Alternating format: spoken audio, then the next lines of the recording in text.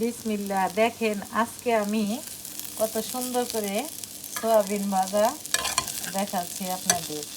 এই যে দেখেন, আমি এখানে একটু তেল দিয়ে কাঁচামরিচ, পেঁয়াজ, একটু রসুন দিয়ে 1 কোয়া 2 কোয়া রসুন দিয়ে তেলের সাথে ভাজা ভাজা করে আমি সয়াবিনটা ভাজা ভাজা করে নিলাম।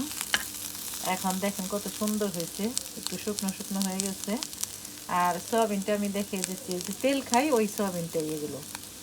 এই সয়াবিনের ক্যানটা আমি দেখিয়ে দিচ্ছি, এগুলো ক্যানের সয়াবিন। এই যে দেখেন, এই দেখেন ওরা এইভাবে ক্যানে কীভাবে রাখে আমি জানি না, একটু পানি পানি থাকে ভিতরে।